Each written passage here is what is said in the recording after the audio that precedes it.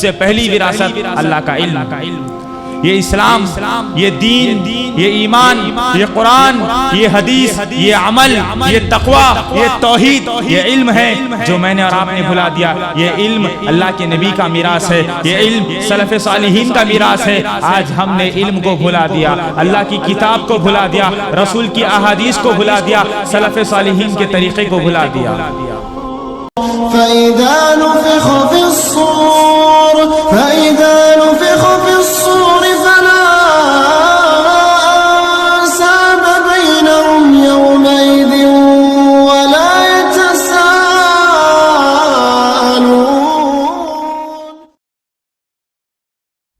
يَا أَيُّهَا الَّذِينَ آمَنُوا إِذَا نُودِيَ لِلصَّلَاةِ مِنْ يَوْمِ الْجُمُعَةِ فَاسْعَوْا إِلَى ذِكْرِ اللَّهِ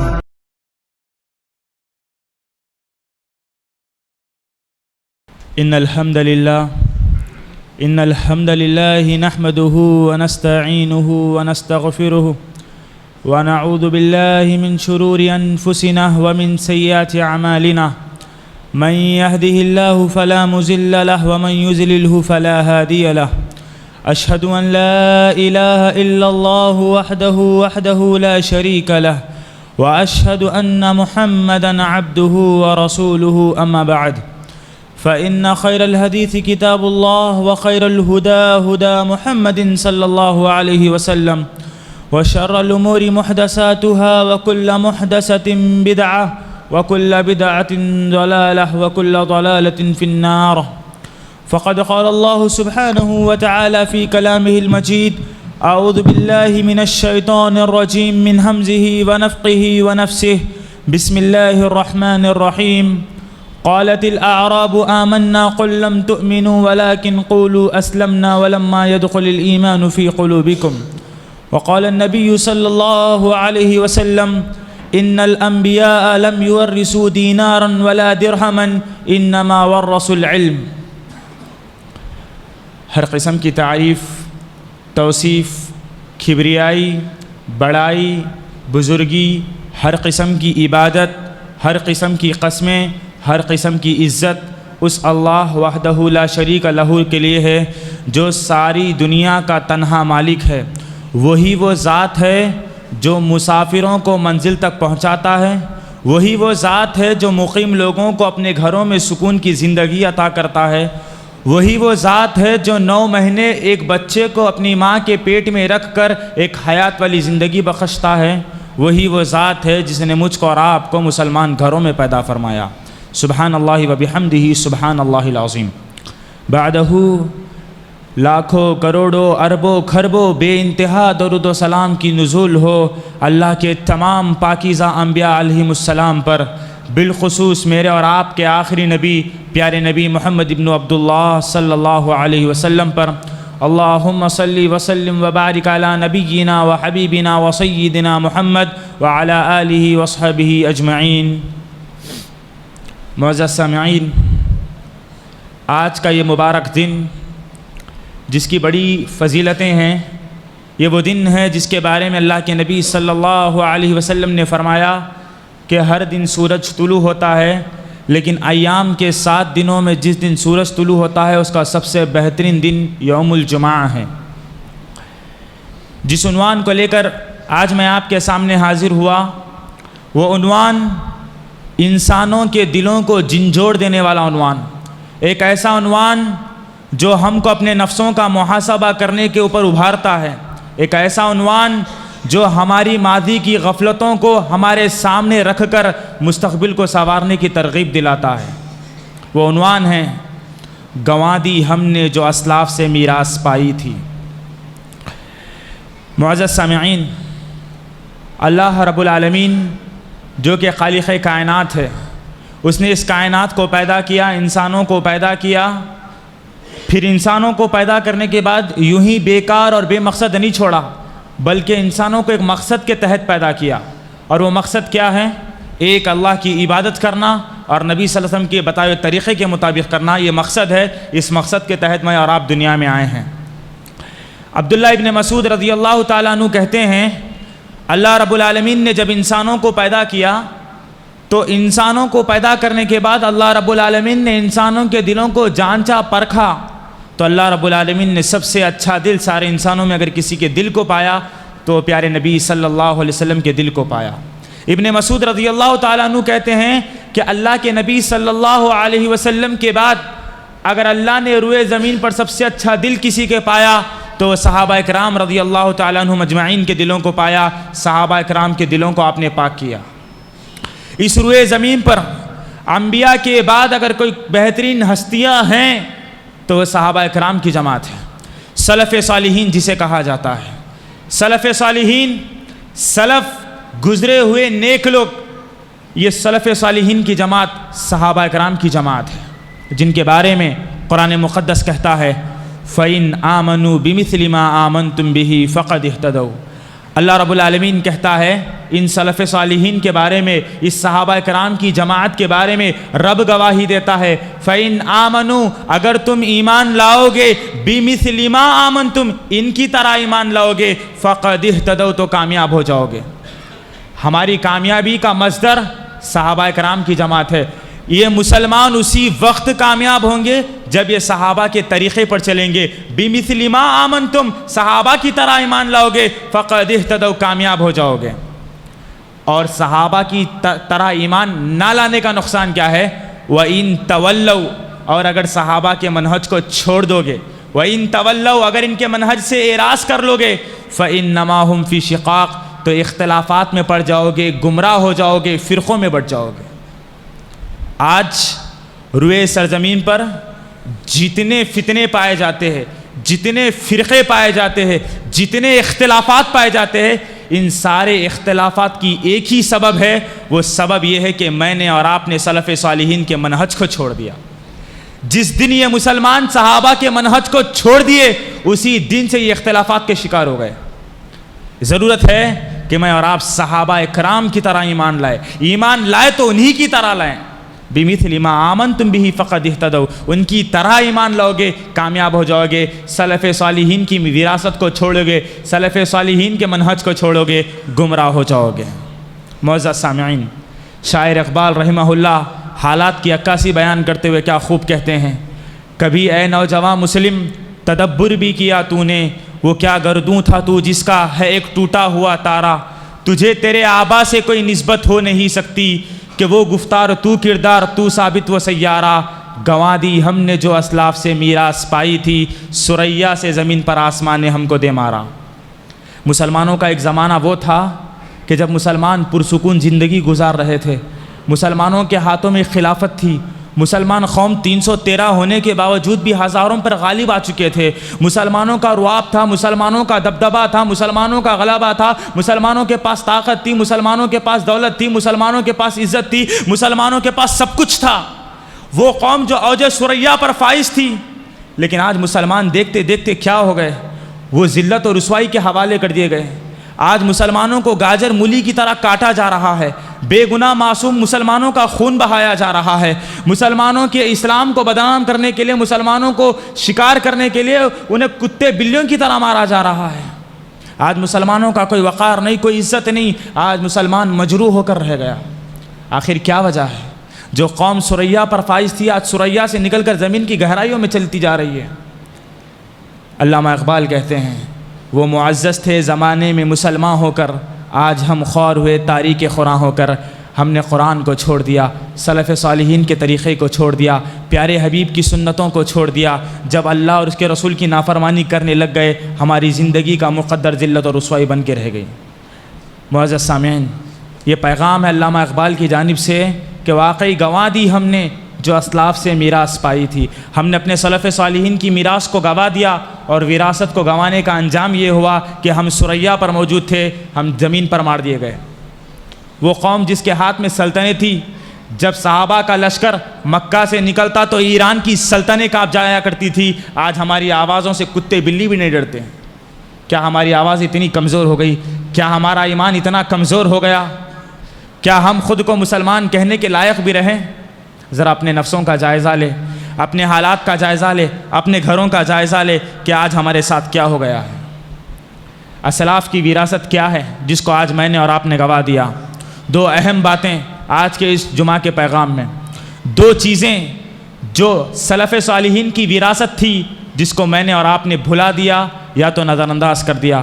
سب سے پہلی وراثت جو ہم نے اپنے باپ دادا سے لی تھی، وہ وراثت جو ہم نے سلف صالحین سے حاصل کی تھی، وہ وراثت جو نبی صلی اللہ علیہ وسلم اپنی امت کے لیے چھوڑ کر چلے گئے، اس وراثت کو میں نے اور آپ نے بھلا دیا۔ سب سے پہلی وراثت اللہ کا علم، یہ اسلام، یہ دین، یہ ایمان، یہ قرآن، یہ حدیث، یہ عمل، یہ تقوی، یہ توحید، یہ علم ہے جو میں نے اور آپ نے بھلا دیا۔ یہ علم اللہ کے نبی کا میراث ہے، یہ علم سلف صالحین کا میراث ہے۔ آج ہم نے علم کو بھلا دیا، اللہ کی کتاب کو بھلا دیا، رسول کی احادیث کو بھلا دیا، سلف صالحین کے طریقے کو بھلا دیا۔ نہیں بھلایا؟ حقیقت میں بھلا دیا ہم نے۔ یہ علم، شریعت کا علم جو کہ تمہارے لیے نور ہدایت ہے، یہ شریعت کا علم جو تم کو بدعت و خرافات کی گندگیوں سے نکال کر توحید کی طرف لے کر آتا ہے، اس علم کو میں نے اور آپ نے بھلا دیا۔ اللہ رب العالمین کہتا ہے وَلَوْ أَنَّ أَهْلَ الْقُرَىٰ آمَنُوا وَاتَّقَوْا، اگر یہ بستیوں کے رہنے والے لوگ اللہ پر ایمان لاتے، وَاتَّقَوْا، اور اللہ سے ڈرتے، لَفَتَحْنَا عَلَيْهِمْ بَرَكَاتٍ مِّنَ السَّمَاءِ وَالْأَرْضِ، تو ہم ان کے لیے زمین اور آسمان سے برکتوں کے دروازے کھول دیتے۔ لیکن آج بستیوں کے رہنے والے ایمان تو لائے مگر اللہ سے ڈرنا بھول گئے، اللہ سے ڈرنا بھول گئے، اپنے عمل پر استقامت برتنا بھول گئے، علم کی قدر کرنا بھول گئے، علم جانتے ہوئے عمل کرنا چھوڑ دیے۔ یہی وجہ ہے کہ اللہ نے برکتوں کے دروازے ختم کر دیے۔ اگر ہم ایمان لاتے، اس ایمان پر ثابت قدم رہتے، رسول سے محبت کرتے، آپ کی سنتوں سے محبت کرتے، سلف صالحین کی وراثت کو نہ گواتے، تو یقیناً میرے اور آپ کے لیے رحمتوں کے دروازے کھول دیے جاتے، زمین و آسمان سے ہمارے لیے برکتوں کی بارش نازل ہوتی۔ لیکن میں نے اور آپ نے علم کو بھلا دیا۔ یہ علم کیا ہے؟ ہم جو مسلمان ہیں، یہ جو علم ہمارے سینوں میں ہے، اس علم کی وجہ سے ہماری عزت ہے۔ عمر بن خطاب رضی اللہ تعالیٰ عنہ، کون نہیں جانتا، ایک علمی شخصیت۔ عمر بن خطاب رضی اللہ تعالیٰ عنہ 12 ملکوں کے خلیفہ مدینہ میں بیٹھے ہیں۔ ابو عبیدہ بن جراح رضی اللہ تعالیٰ عنہ نے عمر بن خطاب رضی اللہ تعالیٰ عنہ کو خط لکھا کہ اے امیر المومنین، فلسطین کے امراء چاہتے ہیں کہ وہ فلسطین کی بیت المقدس کی چابیاں آپ کے حوالے کریں گے، لیکن ان کی شرط ہے۔ امیر المومنین نے پوچھا کیا شرط ہے؟ ابو عبیدہ نے خط میں لکھا کہ وہ چاہتے ہیں کہ آپ خود فلسطین آئیں اور آ کر چابیاں ان سے حاصل کریں۔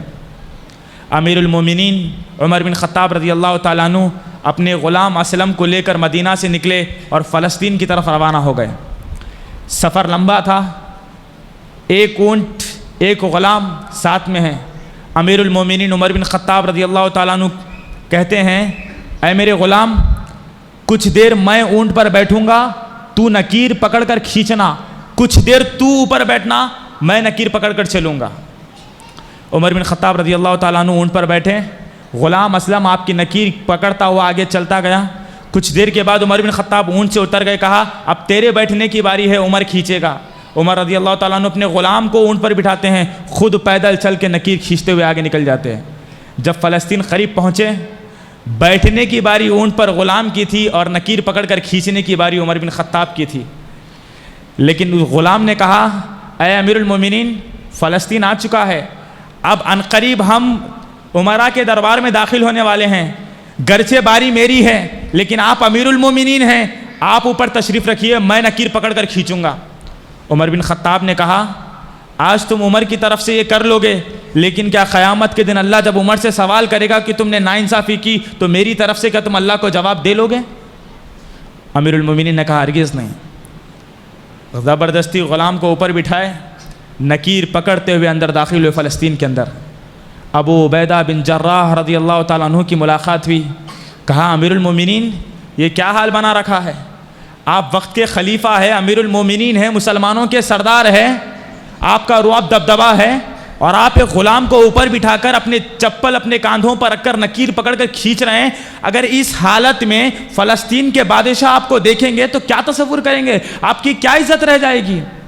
عمر بن خطاب رضی اللہ تعالیٰ عنہ کا چہرہ غصے میں آ گیا، کہنے لگے اے ابو عبیدہ بن جراح، اللہ کی قسم تیرے علاوہ اگر یہ بات کوئی اور کہتا تو میں اس کو ایسی سزا دیتا کہ وہ قیامت تک آنے والوں کے لیے باعث عبرت بن جاتا۔ تو کیا سمجھتا ہے میری عزت میرے رعب و دبدبے سے ہے؟ کیا میری عزت نکیر پکڑ کر کھینچنے سے ہے؟ کیا میری عزت کپڑوں سے ہے؟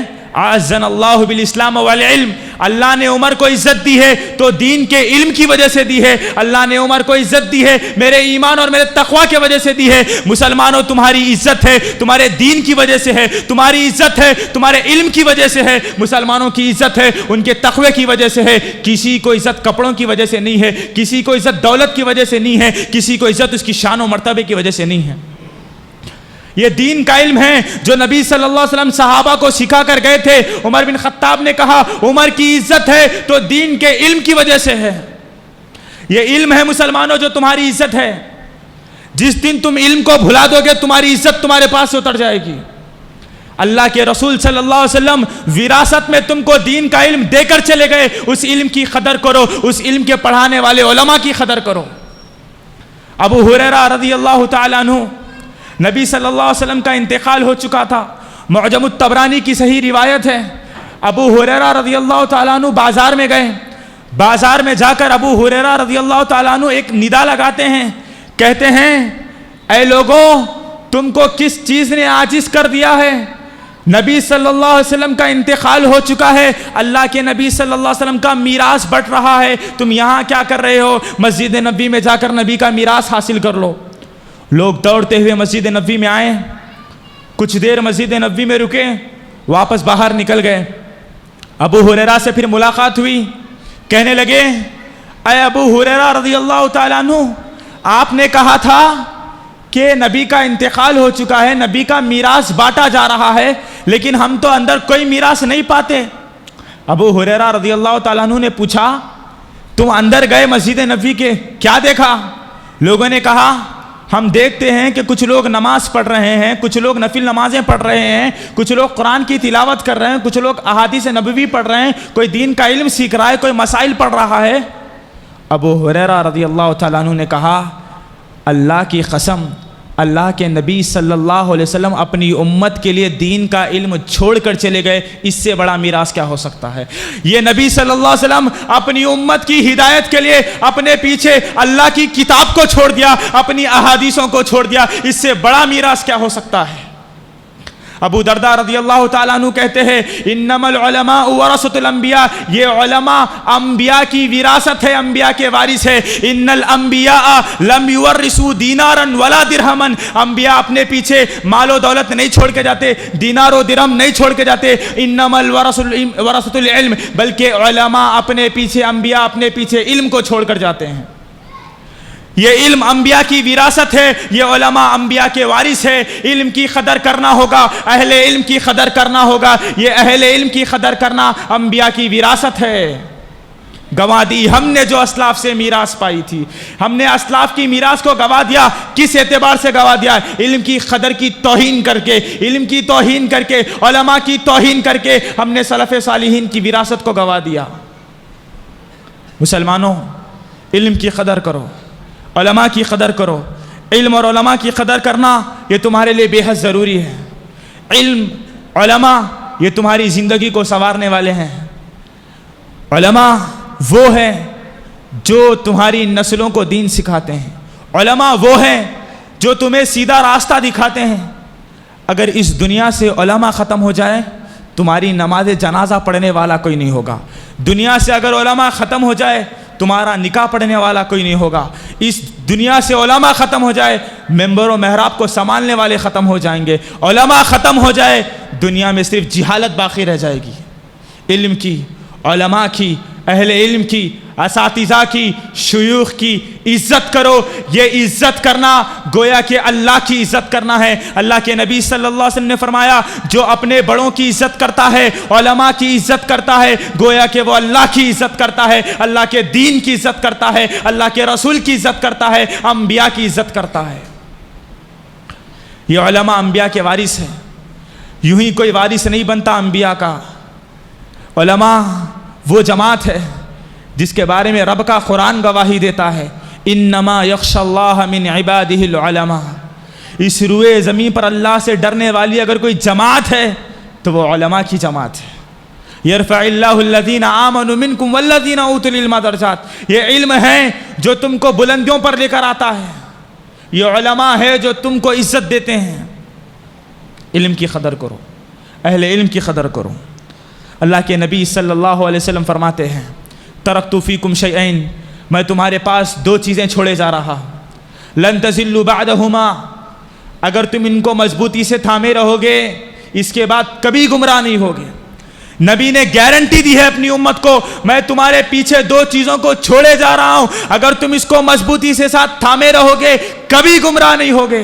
کتاب اللہ و سنتی، اللہ کی کتاب اور میری سنت میں تمہارے پاس چھوڑ کر جا رہا ہوں۔ اللہ کی کتاب آج ہمارے گھر کے محرابوں میں رکھی ہوئی ہے، رسول کی احادیث مساجد میں رکھی ہوئی ہے، ان کو سمجھائیں گے کون آپ کو؟ علماء سمجھائیں گے۔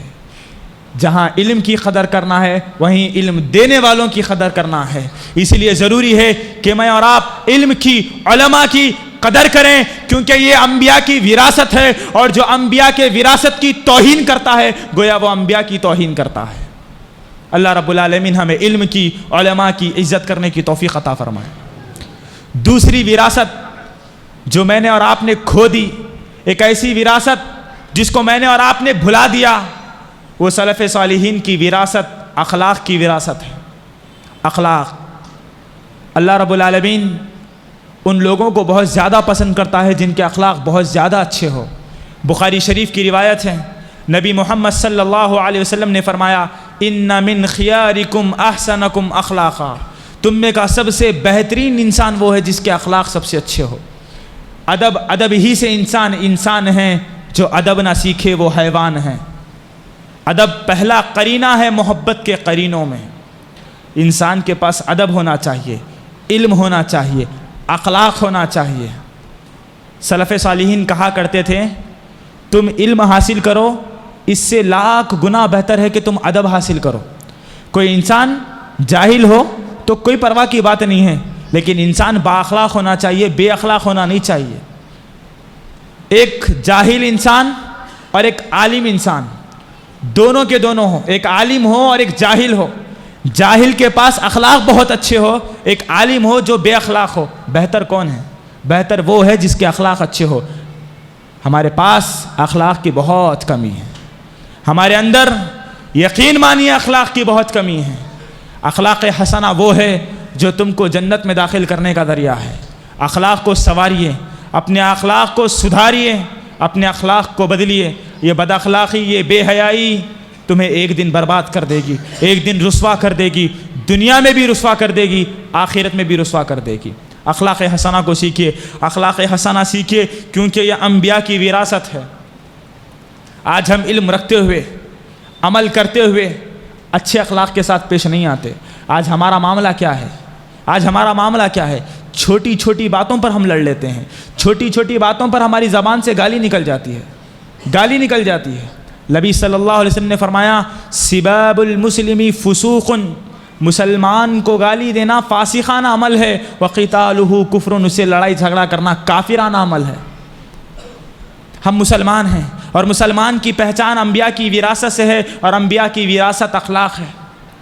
اپنے اخلاق کو سدھاریے۔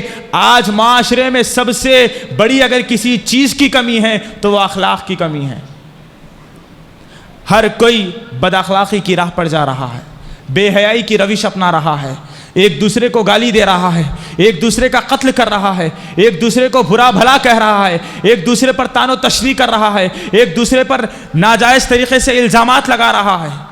یہ معاشرہ گناہوں کے سمندر میں ڈوبتا جا رہا ہے۔ مسلمانوں، وقت ہے اپنی حالت کو بدلو، اپنی حالت کو بدلو، اللہ اور اس کے رسول کی طرف دوڑو، اپنے اخلاق کو سنوارو۔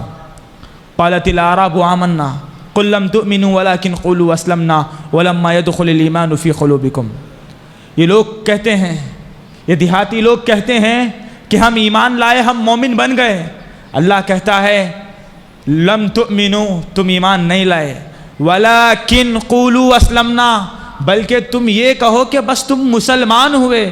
ولما يدخل الايمان في قلوبكم، اب تک تمہارے دلوں میں ایمان داخل نہیں ہوا۔ حبب الیکم الایمان، ایمان کی جو مٹھاس ہوتی ہے تمہارے دلوں کو بھی نہیں چھوئی۔ اگر واقعی تمہارے دلوں میں ایمان کی مٹھاس ہوتی، تم اچھے اخلاق سے پیش آتے، تم نبی کی اخلاق حسنہ کو پڑھتے، نبی کے اخلاق کو اپنانے کی کوشش کرتے۔ سلف صالحین کی ہسٹری آپ اٹھا کر دیکھیے، کسی بھی سلف صالحین کے تذکرے میں آپ کو یہ نہیں ملے گا کہ یہ بے اخلاق تھے۔ سلف صالحین کا ایک لمبا زمانہ گزرا، با اخلاق، با حیا، با وفا، با شعار، وہ صحابہ اکرام کی جماعت، وہ ائمہ محدثین کی جماعت۔ مسلمانوں، اخلاق کیسے ہوتے ہیں؟ ایک مسلمان کا اخلاق کیسا ہوتا ہے؟ آئیے جانیں۔ ابو طلحہ رضی اللہ تعالیٰ عنہ جلیل القدر صحابی ہے۔ اللہ کے نبی صلی اللہ علیہ وسلم عشاء کی نماز کے وقت مسجد نبوی میں داخل ہوئے۔ ابو ہریرہ رضی اللہ تعالیٰ عنہ کو دیکھا کہ بھوک کے مارے تڑپ رہے ہیں۔ وہ امیر المومنین فی الحدیث ابو ہریرہ جن کو ہزاروں کی حدیثیں یاد ہے، اللہ کے نبی صلی اللہ علیہ وسلم کے چہیتے صحابی رسول ابو ہریرہ بھوک کی وجہ سے تڑپ رہے ہیں۔ اللہ کے نبی صلی اللہ علیہ وسلم ابو ہریرہ کے ہاتھ کو پکڑا، ممبر کے قریب آئے، اعلان کیا کہ کون ہے مصلیوں میں سے جو آج ایک رات کا کھانا ابو ہریرہ کو کھلا دے، اس کو بشارت دی جائے گی۔ صحابہ کے اخلاق کیا تھے دیکھیں۔ ابو طلحہ ہاتھ اٹھایا، کہا اللہ کے رسول آپ ابو طلحہ کو اجازت دیجیے کہ وہ ابو ہریرہ کو اپنے گھر کا مہمان بنا لے، آج میں ابو ہریرہ کو اپنے گھر پہ کھانا کھلانے والا ہوں۔ اللہ کے نبی صلی اللہ علیہ وسلم نے اجازت دی۔ ابو طلحہ ابو ہریرہ کو لے کر اپنے گھر پہنچے، گھر پہ دستک دی۔ ابو طلحہ کی بیوی ام سلیم رضی اللہ عنہا نے دروازہ کھولا، سلام علیکم ہوئی۔ ابو طلحہ نے اپنی بیوی سے کہا، اے ام سلیم رضی اللہ عنہا، اللہ کے نبی صلی اللہ علیہ وسلم کی طرف سے ایک مہمان گھر پر رات کا کھانا کھانے کے لیے آئے ہوئے ہیں، کیا گھر میں کھانا ہے؟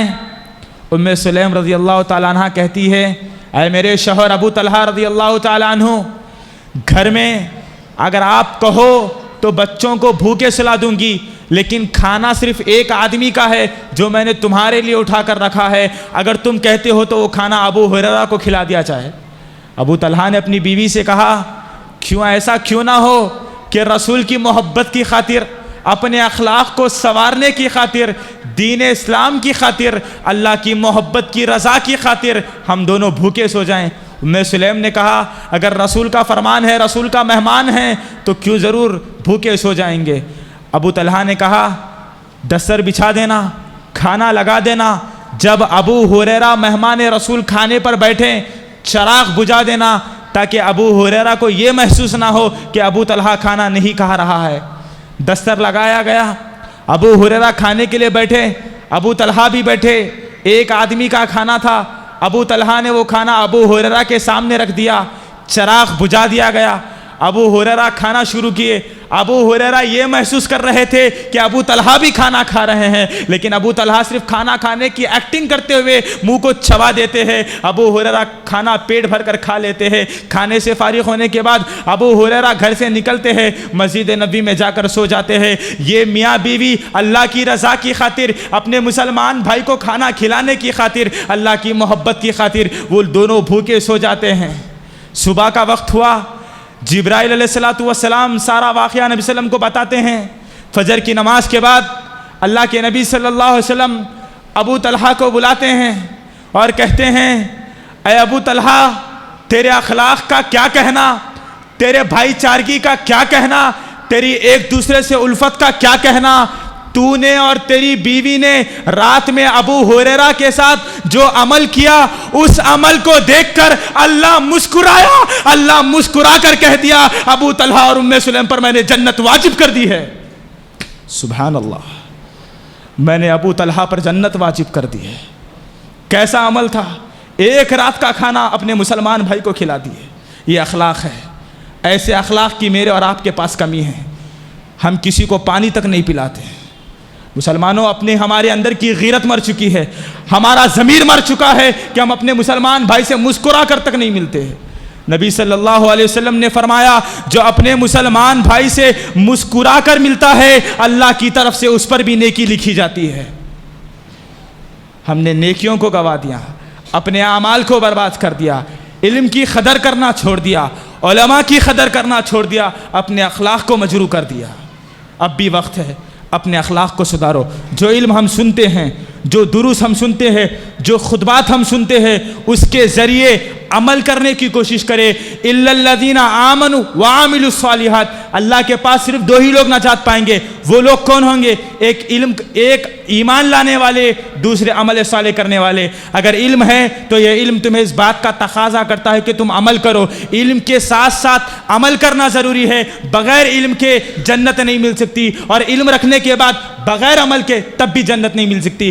علم حاصل کرو، اس پر عمل کرو۔ یہ دو چیزیں ہیں، یہ دو وراثت ہیں انبیاء کی، ایک علم، ایک اخلاق۔ اس کو سنوارو گے انشاءاللہ وہ دور قریب ہے کہ ہمارا بھی نام ہوگا، ہمارے ہاتھ میں خلافتیں ہوگی۔ اللہ تعالیٰ کہتا ہے وَلَا تَهِنُوا وَلَا تَحْزَنُوا وَأَنْتُمُ الْأَعْلَوْنَ إِن كُنتُم مُؤْمِنِينَ۔ تم نہ غم کھاؤ نہ گھبراؤ، اللہ تم کو غالب کرے گا اگر تم پکے سچے مومن ہو۔ مسلمانوں آؤ لوٹو اس سلف صالحین کے طریقے پر، جس طریقے پر سلف صالحین طریقہ زندگی گزارتے تھے۔ اس صحابہ کے منہج پر آ جاؤ جس کی خاطر صحابہ کرام نے قربانیاں جھیلی تھی۔ ایک آخری قربانی میرے اور آپ کے سامنے صحابہ کی زندگی مثال ہے کہ انبیاء کی وراثت کو کیسے اپنایا جائے، انبیاء کی وراثت کی کیسے قدر کی جائے۔ ہم تو مرد ہیں، عورت کی مثال لی جائے۔ خواتین جو یہاں بیٹھ کر سن رہی ہے، اپنے ایمان کو تازہ کرے، اپنے گھر میں ایمان کو پیدا کرے۔ اسلام کی خاطر شہید ہونے والی سب سے پہلی خاتون سمیہ رضی اللہ تعالی عنہ۔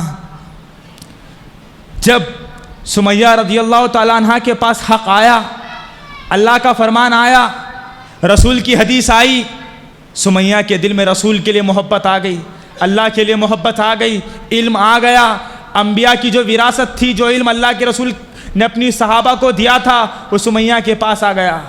ابو جہل لعنہ اللہ لعنا کثیرا، ابو جہل نے سمیہ سے کہا اے سمیہ، جس دین محمد پر تو اسلام قبول کر چکی ہے اس اسلام کو چھوڑ دے، اس علم کو چھوڑ دے اور اس علم کی طرف لوٹ جا جس علم پر تیرے باپ دادا جیا کرتے تھے۔ سمیہ نے کہا یہ علم اللہ کی طرف سے ایک ہدایت ہے، یہ دین محمد وفاداری کا دین ہے، یہ سمیہ کبھی اپنے دین سے پلٹ نہیں سکتی۔ آج پیسوں کے لیے، تجارت کے لیے، نہ جانے کن کن چیزوں کے لیے ہم اپنا ایمان بیچ دیتے ہیں، اپنے اخلاق بیچ دیتے ہیں، اپنے کردار بیچ دیتے ہیں، اپنے علم کو بیچ دیتے ہیں۔ سمیہ رضی اللہ تعالیٰ عنہ کہتی ہے ابو جہل جو کرنا ہے کر لے، میں علم سے کبھی پھرنے والی نہیں، میں ایمان سے کبھی پھرنے والی نہیں۔ ابو جہل نے سمیہ رضی اللہ تعالیٰ عنہ کے خلاف سازش رچی اور یہ حکم دیا کہ 2 اونٹوں کو لایا جائے۔ 2 اونٹوں کو لایا گیا، ایک اونٹ ایک رسی کے ساتھ سمیہ کے سیدھے پیر پر باندھ دیا گیا، ایک مغرب کی طرف ایک مشرق کی طرف ایک اونٹ کو باندھ دیا گیا اور حکم دیا گیا ایک اونٹ کو وہاں لے کر چلو، ایک اونٹ کو وہاں لے کر چلو۔ سمیہ رضی اللہ تعالیٰ عنہ میدان میں کھڑی ہے، اونٹوں کو چلایا گیا، سمیہ رضی اللہ تعالیٰ عنہ کو 2 پیروں کے زانوں تلے چھیڑ کر ہلاک کر دیا گیا۔ وہ خون کا پہلا خطرہ گرنا تھا، نبی نے بشارت دے دی سمیہ رضی اللہ تعالیٰ عنہ کی جنت کی۔ جنت کی بشارت یوں ہی نہیں ملتی، یہ اس وقت ملتی ہے جب انبیاء کی وراثت کی تم قدر کرو گے، اس کی عظمت کو جانو گے، ان کے مطابق عمل کرو گے۔ کیا ہے انبیاء کی وراثت؟ علم اور اخلاق۔ ان 2 چیزوں کو سنوار کر اپنی زندگی کو بہتر بنانے کی ضرورت ہے۔ معزز سامعین، جو انبیاء کی وراثت ہے علم اور اخلاق، اس کو اپنانے کے بعد بھی ہم انسان ہیں، بشر ہیں، ہم سے غلطیاں ہو جاتی ہیں، کوتاہیاں ہو جاتی ہیں، گناہ ہو جاتے ہیں۔ انسان ہیں، گناہ ہو جاتے ہیں، لیکن گناہ کرنے کے بعد توبہ کرنا یہ سب سے بہترین انسان کی صفت ہے۔ اللہ رب العالمین کہتا ہے یا ایھا الذین آمنوا توبوا الی اللہ توبۃ نصوحا، اے ایمان والو تم جب گناہ کر لو تو اللہ کی طرف توبہ کرو، خالص توبہ کرو، یقیناً تمہارا رب بڑا غفور الرحیم ہے۔ نبی صلی اللہ علیہ وسلم نے فرمایا کلو بنی آدم خطاؤن، آدم کی پوری اولاد خطا کار ہے، لیکن خطا کاروں میں سب سے بہتر وہ ہے جو گناہ کرنے کے بعد اللہ سے توبہ کرے۔ چاہے آپ کتنا بھی بڑا گناہ کرے، اللہ معاف کرنے والا ہے، لیکن اللہ غفور الرحیم ہے۔ اس لفظ کا سہارا لے کر گناہوں کے جھنڈے گاڑنا یہ بھی کبیرہ گناہ ہے۔ اللہ ایسے گنہگاروں کو معاف نہیں کرتا جو اللہ کے غفور الرحیم کا واسطہ لے کر گناہ کرتا ہے۔ ابن عباس رضی اللہ تعالیٰ عنہ کہتے ہیں یہود و نصارہ یہ اللہ کے دشمن ہیں، انہوں نے 3 بدترین جرم کیے۔ یہود و نصارہ نے 3 بدترین جرم کیے. ان کا سب سے پہلا جرم یہ تھا کہ انہوں نے کہا کہ اللہ بیٹا رکھتا ہے. نعوذ باللہ. انہوں نے کہا کہ اللہ کی اولاد ہے, اللہ بیٹا رکھتا ہے. عیسیٰ ابن اللہ و عزیر ابن اللہ, یہ ان کے القاب ہے. انہوں نے دوسرا بڑا جرم یہ کیا, انہوں نے کہا کہ اللہ فقیر ہے. نعوذ باللہ. تیسرا جرم انہوں نے یہ کیا, انہوں نے کہا کہ اللہ بخیل ہے, کنجوس ہے. نعوذ باللہ. یہ 3 بدترین جرم انہوں نے کیے. ابن عباس تفسیر میں کہتے ہیں اللہ نے کہا توبوا الی اللہ, تم اللہ کی طرف توبہ کرو, اللہ تمہیں معاف کرنے والا ہے. یہ رب کی رحمت ہے. ہمارا رحمان بڑا رحیم کرنے والا, بڑا رحم کرنے والا ہے. اس لیے اب تک جو گناہ ہوئے رب سے سچی توبہ کریے, رب معاف کرنے کے لیے راضی ہے. وہ ہر رات آسمان پر آتا ہے تاکہ تمہارے گناہوں کو بخش سکے. مومنوں ہاتھ اٹھاؤ, اپنے حالت کو بدلو, اپنے اخلاق کو بدلو, اپنے علم کو جو گمراہیوں میں گزارے ہیں اس کو ہدایت میں لا کر صحیح زندگی گزارنے کی کوشش کرے. اللہ رب العالمین سے میری دعا ہے, اللہ رب العالمین ہمیں انبیاء کی دی ہوئی وراثت کو اپنانے, ان کو سمجھنے, اس کے مطابق عمل کرنے اور اس کے مطابق لوگوں کو دعوت دینے کی توفیق عطا فرمائے. آمین. وآخر دعوانا الحمد للہ رب العالمین.